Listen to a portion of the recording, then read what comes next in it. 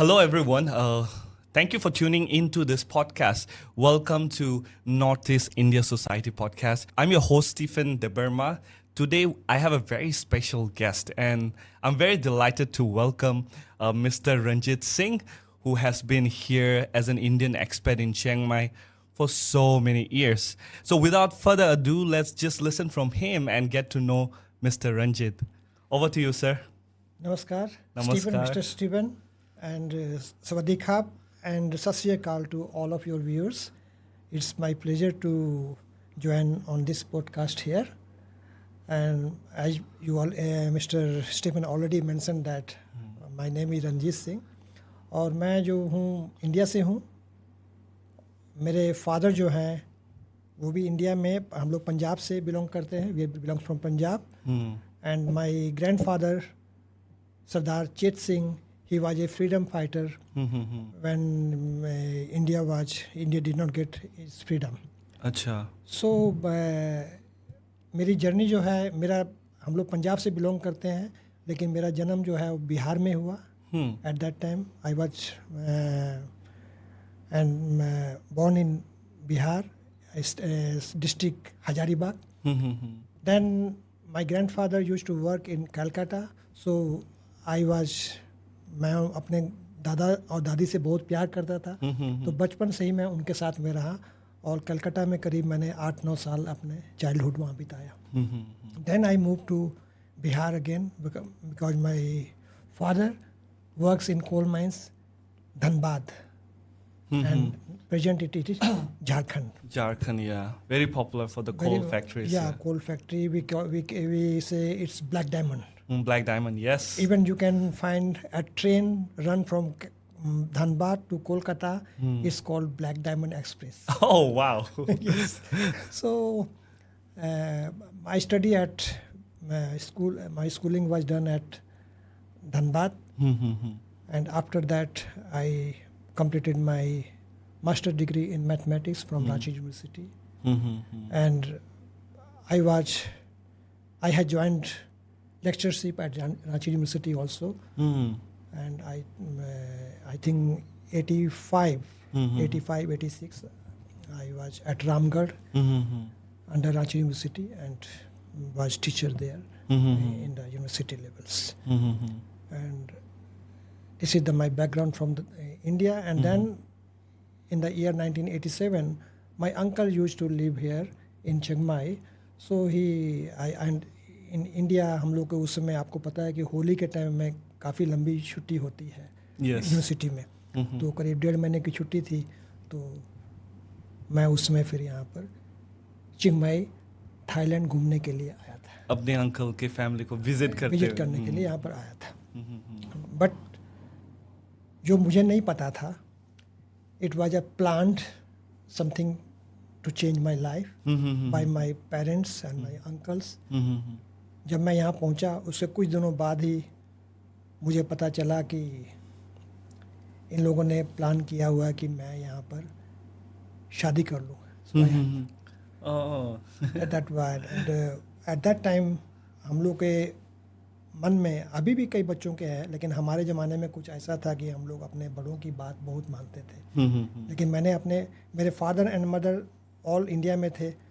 तो मैंने उनसे एक बार बात की कि देखिए, I was thinking something different, क्योंकि मैंने सोचा था कि मैं IFS ज्वाइन करूँगा, इंडियन फॉरेस्ट सर्विस. मेरा ये प्लान था. I am nature lover. So लेकिन यहाँ पर शादी करना मेरे लिए थोड़ा सा मुश्किल हो रहा था. मैं नहीं चाहता था, लेकिन क्या कहते हैं, इट वाज अब ऑर्डर कह सकते हैं बड़ों की. उन्होंने कहा कि नहीं, आपको वहाँ बस जाना चाहिए और वहीं पर रहना चाहिए. तो हम अपने बड़ों की इज्जत करते हुए या जो भी कहें, कभी उनको ना नहीं बोल पाए और ना ही आज तक भी नहीं बोल पाते हैं. ये हमारे संस्कार है जो हमारे बड़ों ने हमको सिखाया है. तो इस तरह से मैं यहाँ पर एक इंडियन ओरिजिन फैमिली जो थी, जो करीब 100 साल से यहाँ रह रही हैं, they have 4th generation at that time. Now it's 6th generation. So I got married here within 3 months. I came here in March And in July, 4 months, 5 months, you can say, I got married here. Okay, तो sir उसके बाद अभी घर तो वापस लौट के नहीं गए हो ना सर? नहीं, अब मेरी फैमिली जो है, बाकी फैमिली वो इंडिया में ही है. अच्छा. I regularly visit them. जाता रहता हूँ. और even last year I was there with my family, क्योंकि मेरा जो रूट्स है तो वो तो वहीं पे इंडिया से ही कनेक्शन है. तो और मेरे भाई बहन बाकी सब रिश्तेदार वहीं पर हैं. तो मैं यूजली वहाँ हमेशा जाते रहता हूँ, विजिट करते रहता हूँ. सर आपका चिंग माई में शादी होने के बाद आपका जर्नी कैसा था? उसके बाद आपने क्या यहाँ पे शिफ्ट कर लिया? फिर यहाँ पे आप, मुझे जितना पता है आपका बिजनेस भी था यहाँ पे, राइट सर? गारमेंट्स का जो अभी भी है, तो तब स्टार्ट हुआ या फिर आपने गारमेंट बिजनेस से पहले भी कुछ और किया है? नहीं, मैं गारमेंट बिजनेस से पहले मैंने कुछ नहीं किया. मैं तो जैसे आपको बताया कि मैं रांची यूनिवर्सिटी में एज ए लेक्चरर मैंने ज्वाइन किया था. और जब यहाँ पर आया तो एक्चुअली जो अभी मेरी शॉप है, गारमेंट की जो दुकान है, आपने थापे गेट के ऊपर में है, उसका नाम का बुटीक है. वो दुकान जो है, जो मेरा स्टोर है, वो मेरी वाइफ ने स्टार्ट किया था. मैंने स्टार्ट नहीं किया. मेरी वाइफ जो है रानी सिंह है ना, और उन्होंने 86 में उसको स्टार्ट किया था. अच्छा. और जब हमारी शादी हो गई तो मुझे एक थोड़ा पॉजिटिव क्या कहते हैं बेनिफिट मिला कि when get married with Indian origin people lady and who are established in Thailand already from last 4 generation, so it's benefited me. और मैंने उस बिजनेस को ज्वाइन किया और उसको थोड़ा सा और आगे बेटर वे में करने की कोशिश किया. शायद हमारे कस्टमर इस बात पे खुश होंगे कि लास्ट 40 ईयर से हम इसलिए वहीं एक पर्टिकुलर प्लेस पे ही हम लोग उस बिजनेस को चला रहे हैं. Wonderful.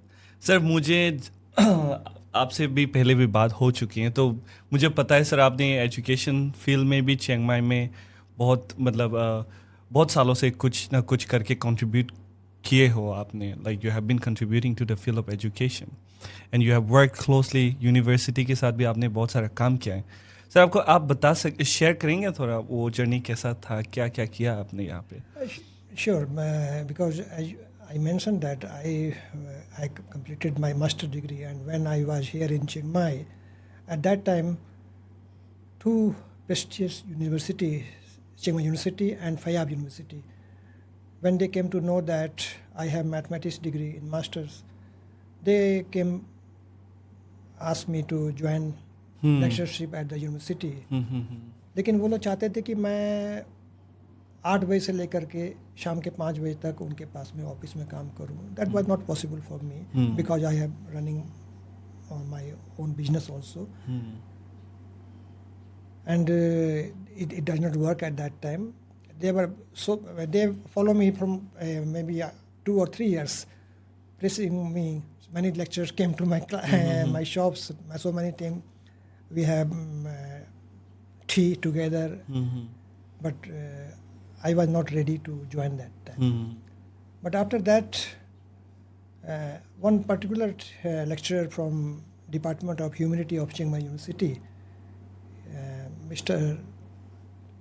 Kamchai Anansuk, he came to me, visit my shop, and उन्होंने कहा कि चिंग माई यूनिवर्सिटी में आपको पता है एक डिपार्टमेंट, ह्यूमैनिटी डिपार्टमेंट में हम लोग एक कोर्स चलाते हैं, and we teach Hindi, Pali and Sanskrit. Can you join it? मैंने कहा कि देखिए, I don't have any degree in Hindi, Pali और Sanskrit. I have degree in mathematics. So is it possible I can join there? उन्होंने कहा कि देखिए, हमारे पास वो भी थाई सिटीजन है शायद, और वो लोग बनारस हिंदू यूनिवर्सिटी BHU से वो PhD किया पास आउट. हाँ, वहाँ से. लेकिन लास्ट में तो वो थाई ही है. उनकी हिंदी जो है उतनी अच्छी नहीं है. तो उन्होंने कहा कि हमारे बच्चे जो हैं बेसिक जो है ना अल्फ़ाबेट वगैरह सीखते हैं, लेकिन जब प्रोनाउंसिएशन होता है, ग्रामर आते हैं, तो वो क्लियर नहीं हो पाता हमारे से. तो आप वहाँ पर हेल्प कीजिए. ज़्यादातर प्रोनाउंसिएशन में तो बहुत गड़बड़ हो जाता है. बहुत गड़बड़ होता है. जी बिल्कुल, आप यू आर राइट. तो फिर उस समय मैंने कहा कि ठीक है, लेकिन मैं आपको आई विल लव, बिकॉज मेरे देश की भाषा को अगर थाईलैंड में प्रमोट कर रहे हैं तो मैं क्यों ना ज्वाइन करूं। तो मैंने कहा कि ठीक है करूंगा, लेकिन अगर आप चाहें कि 8 से 5 में बैठूं तो नहीं, ये नहीं हो सकता है। बोला नहीं, it's just you go and join classes and then you can return. So in a week 4 times I visit university and that teach Hindi at that time। जब मैंने उस समय देखा तो हमारे चिंगमाई यूनिवर्सिटी में बहुत ज़्यादा स्टूडेंट नहीं होते थे। और मैंने उस समय गौर किया कि बैंकॉक में चुलालोंगखोन यूनिवर्सिटी में इंडियन स्टडी सेंटर खुला हुआ था। तो उस समय मैंने ड्रीम किया कि भाई is it possible we can open Indian study centre at Chiang Mai university too. तो फिर मैंने यहाँ लोकल काउंसलर से बात की। तो तब से जर्नी स्टार्ट हुआ। सर ने यहाँ पे भी चिंगमाई में भी इंडियन क्या था sir centre? Indian study centre यहाँ पे अभी जो चिंगमाई करंटली इट्स इन चिंगमाई यूनिवर्सिटी, तो उसका एस्टेब्लिशमेंट का जर्नी सर हमसे शेयर कर रहे हैं, राइट सर? उसी को मैं शेयर करने की कोशिश कर रहा हूँ कि इंडियन स्टडी सेंटर चिंगमाई यूनिवर्सिटी में कैसे स्टार्ट हुआ, कैसे हो। तो उस समय हमारे जो पुराने कौंसुल हैं लोकल, वहाँ Indian consul in Chiang Mai and Indian ambassadors to Thailand. I have contact many times with them, and at last it works. And उसके बाद में मैंने हिंदी पढ़ाते करीब 12 साल मैंने हिंदी चिंगमाई यूनिवर्सिटी में पढ़ाया था। और उसके बाद में मुझे कुछ अलग दूसरा काम मिल गया, दूसरा काम मतलब सोशल वर्क मिला। तो मेरे पास टाइम नहीं था, तो मैंने वहाँ छोड़ दिया। और इंडियन स्टडी सेंटर जो है फिर 2019 में यहाँ पर इनोग्रेट हुआ। और उसमें हमारे एम्बेसडर थी मैडम सुचित्रा दुराई जी। उन्होंने आके यहाँ पर उसको ओपनिंग किया। और यहाँ पर हमारे लोकल कौंसुल थे मिस्टर श्रीश जैन, उन्होंने। और उस समय से मैं इंडियन स्टडी सेंटर का एडवाइजर भी, परमानेंट एडवाइजर हूँ। तो जो भी कोई काम होता है उनको ज़रूरत पड़ती है कुछ चीज़ की, तो हम लोग मिलके काम करते हैं। तो एक बहुत बड़ी बात है कि इंडियन स्टडी सेंटर यहाँ चिंगमाई यूनिवर्सिटी में खुला after Bangkok. It was the first place. And one more thing I will share about Indian study centre that उसी समय हमने इंडियन गवर्नमेंट से बात की और कहा कि भाई हमें एक महात्मा गांधी की स्टैचू जो है यहाँ पर भेजिए ताकि हम चिंगमाई यूनिवर्सिटी में उसको लगा सकें। तो government, we will thankful to Modi government, they sanctioned very quickly. It's a very quick response from government, and within 2 months statue was here at Chiंगmaई University. Then 2 years back the statue of Mahatma Gandhi was established, erected at Chiंगमाई University also, and it is the first university of Thailand that has such statue here.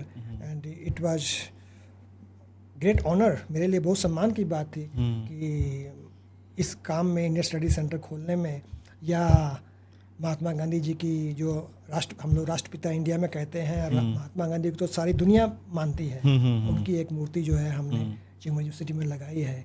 ये हमारे लिए बहुत बड़े गर्व की बात है sir, सारे इंडियन कम्युनिटी के लिए। और सर आप जो इंडियन कम्युनिटी की प्रेसिडेंट भी थे ना सर यहाँ पे बहुत साल तक। जी। और सर यहाँ पे मैं तो चिंगमाई खाली 4 साल हूँ अभी तक, बट मुझे पता है कि बहुत सारा चीज़ें जो इंडियन कम्युनिटी ने बहुत सारी चीज़ें किए हैं यहाँ पे, स्कूल से लेके ब्रिज तक। सर थोड़ा शेयर करेंगे आप ये सब ये जो ब्रिज कंस्ट्रक्शन जो हुआ है जो पिंग रिवर में, उसके बाद जो 2 स्कूल्स हैं, राइट सर, ये चिंगमाई में। सर थोड़ा आप शेयर कीजिएगा सर ये जर्नी कैसे इंडियन कम्युनिटी ने ये सब कंट्रीब्यूट किया। हाँ जी, देखिए मैं जैसे अगर आप कहें ना इंडियंस इन चिंगमाई अभी समझिए कम से कम 130 से 150 साल के बीच में हो गया यहाँ रहते हुए, बहुत पुराने। यहाँ पर देखिए जो यहाँ पर इंडियन पहले आए थे वो लोग mostly from Punjabi background, they were moved from Punjab, और now you can say the part of Pakistan because at that time India was not divided. It was Pakistan was also India. So Lahore, Gujranwala, Peshawar, or from now the other parts of the Punjab people moved from that part to Chiang Mai. यहाँ पर हमारे एक गुरुद्वारा है, 2 गुरुद्वारे हैं और एक देव मंदिर है जो इंडियन ने बनाया है.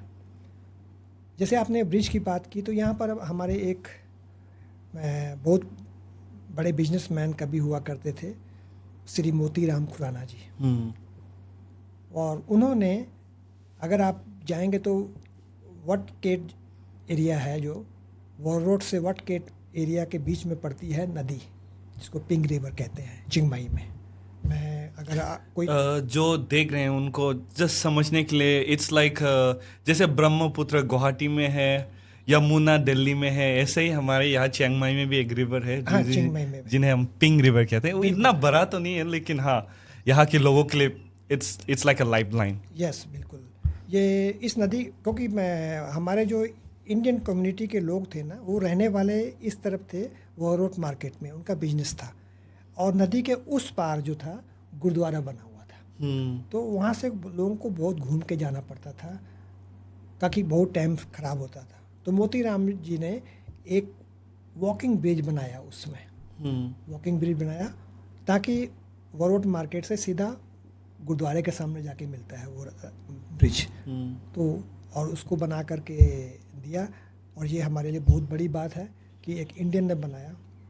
और मैं जब इंडियन कम्युनिटी का प्रेसिडेंट था, तो उस समय हमने चिंग माई के गवर्नर से बात करके, चिंग माई के मेयर से बात करके, और उस ब्रिज के ऊपर में हमने उस ब्रिज की जो हिस्ट्री है उसको लिखा. और मोतीराम जी ने उस ब्रिज का नाम अपनी वाइफ के नाम पे रखा, जो उनका नाम था चनसोम. तो चनसोम ब्रिज के रूप में जाना जाता है. और उसके ऊपर में हमने 3 लैंग्वेज में उस ब्रिज की हिस्ट्री को लिखा है. थाई में, इंग्लिश में और पंजाबी में. और ये पंजाबी जो लिखने का जो है ना खास मकसद ये था, ये चनसोम ब्रिज एक ऐसी जगह है जहाँ पर फर्स्ट टाइम इंडियन लैंग्वेज को में किसी का हिस्ट्री लिखा हुआ है. और अगर कोई टूरिस्ट देख रहा है, तो वो इंडियन टूरिस्ट अगर कोई विजिट कर रहे हैं चिंग माई में, तो मैं उनसे रिक्वेस्ट करूँगा कि प्लीज़ उस जगह पे जाके देखिए कि एक हमारे इंडियन ने यहाँ पर एक ब्रिज बनाया हुआ है, स्थापन किया है. और देखें उसके बाद में आपने जैसे पूछा कि स्कूल्स, यहाँ पर 2 स्कूल्स जो हैं हम लोग इंडियन कम्युनिटी के द्वारा बनाए गए कह सकते हैं. पहला स्कूल तो है जो सब लोग जानते हैं कि यहाँ पर एक बहुत फेमस मंदिर है, डॉयस्थेप मंदिर. डॉयस्थेप मंदिर से और अगर ऊपर जाएंगे तो डॉयपुई कहते हैं. डॉयपुई में जगह ले करके खरीद करके, इंडियन लोगों ने जगह खरीद करके वहाँ पर एक स्कूल बनाया था आज से करीब 57 ईयर्स बैक. और इस स्कूल का नाम इंडिया के first prime minister Pandit Jawaharlal Nehru ji के नाम पे रखा. उसका नाम रखा श्री नेहरू स्कूल. श्री नेहरू स्कूल जो है काफ़ी साल तक इंडियन लोगों ने चलाया.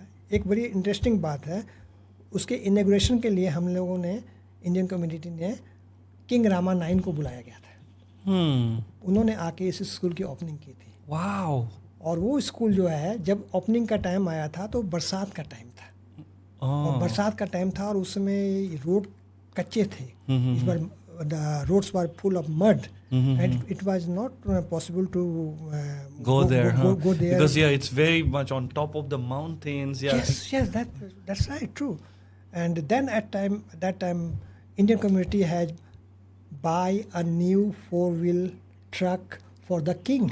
And our king, 9th King Rama, उस ट्रक पे बैठ के, एक जीप पे बैठ करके उस स्कूल पे गए और उन्होंने स्कूल को इनॉग्रेट किया था. ये इस बार very proud for and honour for all the Indians, not in Chiang, all over Thailand. और उस स्कूल में सिर्फ हमारे लोकल चिंग माई के लोगों ने ही नहीं, बैंकॉक के लोगों ने भी बहुत काम किया था, बहुत मदद की थी, फंड इकट्ठा किया था.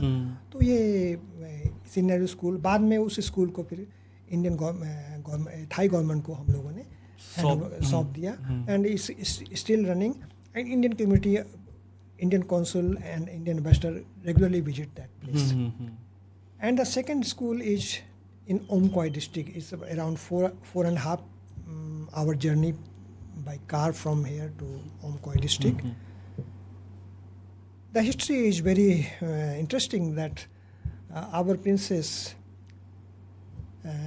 Received Indira Gandhi Award from our former president Sri Abdul Kalam ji. It's an Indira Gandhi Award, and it was award and some cash. And that cash, our princess used to establish a school for the hill tribes people in Omkoi district.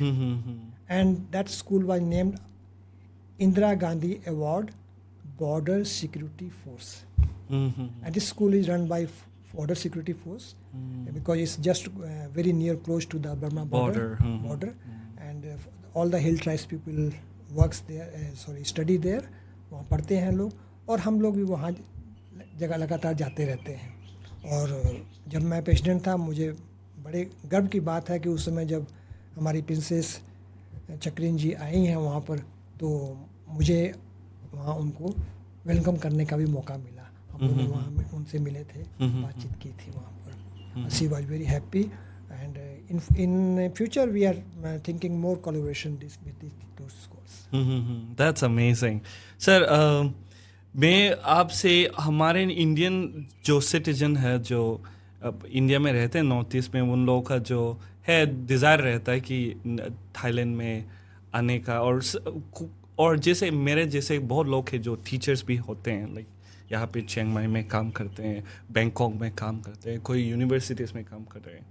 तो some of them they want to know, is there any scope for business for a foreigner? जैसे हर कोई तो school में पढ़ा नहीं पाता है, सबका उसमें टैलेंट नहीं होता, और मतलब कुछ लोगों का टैलेंट होता है बिजनेस में. तो उन लोगों का क्वेश्चन है कि जानना चाहते हैं कि ऐसे फॉरेनर यहाँ पे स्कोप है कि नहीं, मतलब कौन से एरिया में स्कोप है, या फिर क्या प्रोसीजर है अगर कोई बिजनेस करना चाहता है. तो देखिए, अभी जो है थाईलैंड बड़ा ओपन हो गया है. जब मैं आया था उस समय बहुत सारे रिस्ट्रिक्शन थे, आज से 40 साल पहले, लेकिन अभी जो है ऐसी कोई बात नहीं है.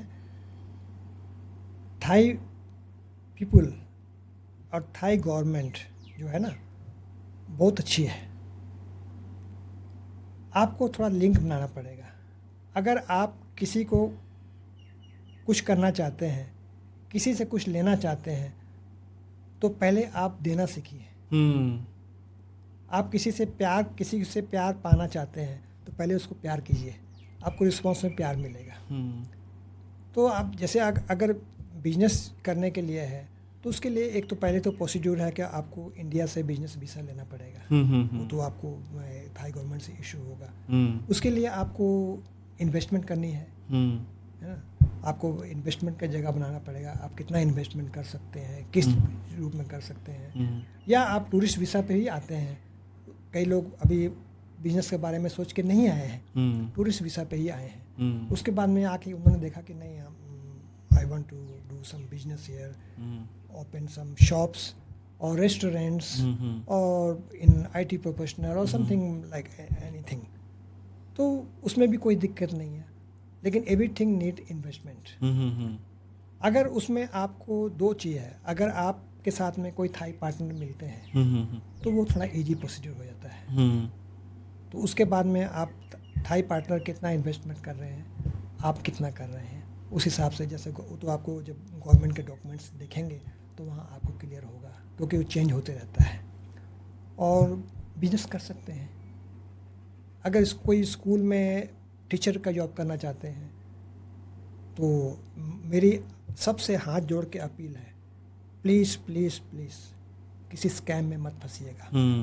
क्योंकि हम लोगों ने बहुत काम किया है. हमारे इंडिया के बहुत बच्चे यंगस्टर पढ़े लिखे जो है ना, किसी के पीछे लग करके जॉब के नाम पे यहाँ पर आते हैं. उसके बाद में थाईलैंड से नेबरिंग कंट्री में कहीं जा कर के फंस जाते हैं. किसी पर्टिकुलर कंट्री का नाम नहीं लेना चाहूँगा, लेकिन हम लोग जाके वहाँ फंस जाते हैं.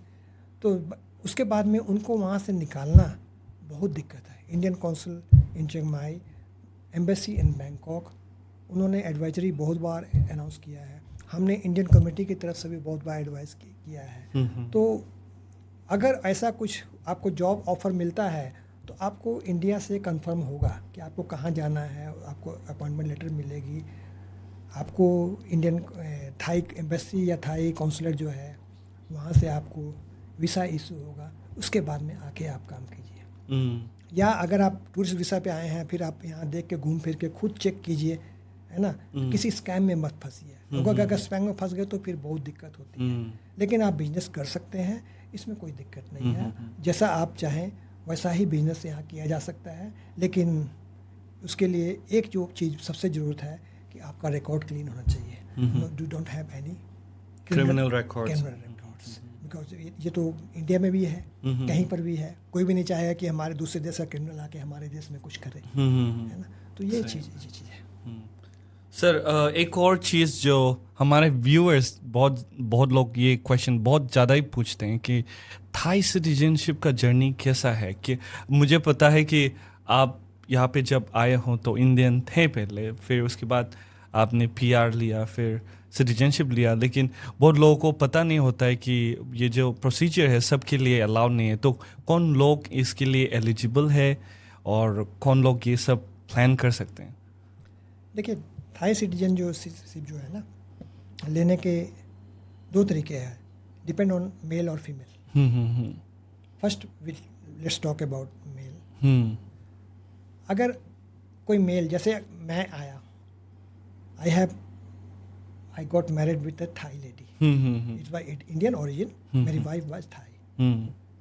उसके बाद में आपको चाहिए कि कम से कम you need work permit first. If आप अगर बिजनेस करते हैं तो उस बिजनेस का के लिए आपको वर्क परमिट चाहिए। Even you are teacher, you need also work permit. अगर आप टीचर हैं तो इजी है, आपका स्कूल या यूनिवर्सिटी सब कुछ कर देते हैं। लेकिन अगर आपका कोई प्राइवेट बिजनेस है तो इसके लिए you have to work hard little bit, जैसे पेपर वगैरह करना पड़ता है खुद, जैसे मैंने किया। और लगातार आप वर्क परमिट पे आप अगर 3 साल तक लगातार आप एक पर्टिकुलर कहीं भी काम कर रहे हैं, अपना बिजनेस कर रहे हैं, उसके बाद आप पीआर के लिए अप्लाई कर सकते हैं। तो फिर पीआर मिल जाता है। पीआर मिलने का ये फ़ायदा होता है कि आगे से आपको 1 ईयर वीज़े की ज़रूरत नहीं पड़ेगी। वो आपको यहाँ थाई में कहते हैं तांडव एक अलग कॉपी मिल जाती है, जैसे हमारा पासपोर्ट होता है ना, वैसे ही एक कॉपी मिल जाती है। Now you don't have to need to go to the immigration, now you have to go to the police department. They give you 5 years. तो 5 साल के लिए आपको मिल जाता है। 5 साल के बाद फिर you go to police station and you get 5 years terms again and again, and you can carry on. Even many our Indians did not change their citizenship. They are living here in Thailand more than 40-50 years, but with PR. This one. उसमें ये चीज़ है कि you need your Indian passport plus PR, and when you returning back, or you going to other part of the world from leaving Thailand, so you need a stamp on the passport and on your PR, because they will give you 1 year time. आप मान लीजिए कि आप India गए हैं PR के ऊपर में, तो आप 1 साल के अंदर आपको वापस थाईलैंड में रिटर्न करना है, otherwise your PR will be cancel. उससे ज़्यादा रहे तो आपका पीआर कैंसिल हो जाएगा। तो 1 साल के अंदर आपको एक विजिट करना पड़ेगा। विजिट करके आप फिर उसी दिन नेक्स्ट डे आप वापस जा सकते हैं, उसमें कोई दिक्कत नहीं है। This is the first term. Second term is for citizenship. जैसे मैंने सोचा सिटीजनशिप आप ले भी सकते हैं, नहीं भी ले सकते हैं। अगर पीआर मिल गया तो कोई ज़रूरी नहीं है कि आपको सिटीजनशिप लेना चाहें, क्योंकि कई लोगों के हमारे इंडियंस हैं जिनकी इंडिया में प्रॉपर्टी होती है। अगर आप थाई सिटीजनशिप चेंज करते हैं तो you have to leave Indian citizenship, you can not have dual citizenship. Yes, India does not allow that. Yeah, India not allow, but Thailand allow. For Thailand no problem. You can have 3 or 4 passport, yes, but Indian government not allowed. So it will be better you have PR with you, or if you मैंने क्यों change किया, मैंने citizenship change करने के लिए इसलिए सोचा कि मैंने देखा कि मेरे बच्चे जो हैं यहाँ बड़े हो रहे हैं। I have established my business here and I have not plan to go back to stay permanently in India. और उस समय फिर मैंने सोचा कि क्यों ना मैं सिटीजनशिप चेंज कर दूं ताकि पीआर का भी चक्कर ख़त्म हो जाए और then if I have Thai citizenship then I can do my business at more bigger scale. I can buy properties or everything like Yeah. that. Also, like when you're working closely with the governments, officials, Yes. if you're a Thai citizen, it's Yeah. so much easier. Yeah, this is more easier. Very right, very true. So that's why then we have मैंने अपने apply किया Thai citizenship के लिए और इसके लिए थोड़ा आपको पेशेंस रखना पड़ेगा. When you going to apply for Thai citizenship, it needs lot of documents. First चीज़ दो तीन चीज़ तो बहुत ज़रूरी है. जैसे आपको थाई लैंग्वेज आनी चाहिए कि if you are Thai you can not speak Thai, how can you get Thai citizenship. So Thai citizenship के लिए at first you need to learn Thai language. Writing and Reading. and speaking every. Then of course you need a clear criminal record. At least 5 years. At that time about 5 years. Now I think it's 3 years. Taxes, you have to pay taxes. 3 years consecutive years. If your wife is Thai, then you need at least salary of 40,000. You have to pay for 40,000 per month taxes. This basic. And if you are not Thai, or your wife is not Thai, then at least 80,000. This will go doubles. You have to pay taxes on 80,000 salary for 3 years at least. At least. Then you apply, and then they have system. They have points. Suppose you have 10 points. In 10 points, 2 points for your Thai husband or wife, 5 points for language. Then you can sing national anthems. Yeah. Oh. Like these things. What you have done for the Thai society when you are living, how supportive you are with the Thai people. What you have done. Why Thai government should give you citizenship if you are not supportive with the Thai people. So आप क्या मदद किए हैं या कर सकते हैं और फिर आपकी कितनी कमाई है. Lot of things you get points for each points, and then you are on the position of the your maximum points they need for the Thai citizenship. Then they allow you. It's a little bit lengthy procedure. It takes around at least 2 to 3 years. So you have to be very calm, and usually it will be just not within 1 month or 2 months. It takes So, time. This is for the male. And if a female is coming here and going to get married with Thai citizen, it's vice versa. It is changed. They don't need much work permit. She can even, she is housewife, she can apply for Thai citizenship. Oh wow. If their children, she had children, she get more benefit. The children automatically becomes Thai citizen. If they are born in Thailand, they will get automatic Thai citizenship also. So for the ladies, it's little bit cheap. Not cheap. I say, but easy. Easy to put that. But anyone thinking to change citizenship can do it. But again, don't go in the hands of any scammer. You can directly go to the department. You can directly contact with the officers, and they are very helpful. And the citizenship fees very cheap, only 5,000 baht. Oh. So it's not much. So anyone can apply for that one. Yeah. Thank you so much. Thank you, sir, for sharing and sharing your experience and the insight that you have provided in all these questions. I'm sure our viewers can learn a lot from this. And if you are excited, see how wonderful it is to have someone who has lived that experience. And I'm sure this is going to give you a blueprint or a map if you are, seeking to do any of this, like a business or get a Thai citizenship. I'm sure this will help you. Anyways, we will like to again, encourage all of you. If you have any questions at all that you would like to ask our guests, please send them as comments in our video. You can comment in the videos on our YouTube page or write to us, and then we will do a follow-up with that question. Sir Ranjit, thank you so much once again for coming here and joining us for this episode. I would love to have you one more time so that we can continue to talk with the things, that we have planned initially to talk. Thank you. Thank you, Mr. Stephen. And thank you all the viewers for listening me. And as Mr. Stephen said that if you have any questions, you can please send your question and we will definitely get back to you. Get back to you. Yeah. สวัสดีครับ Sawadee krap. Namaskar.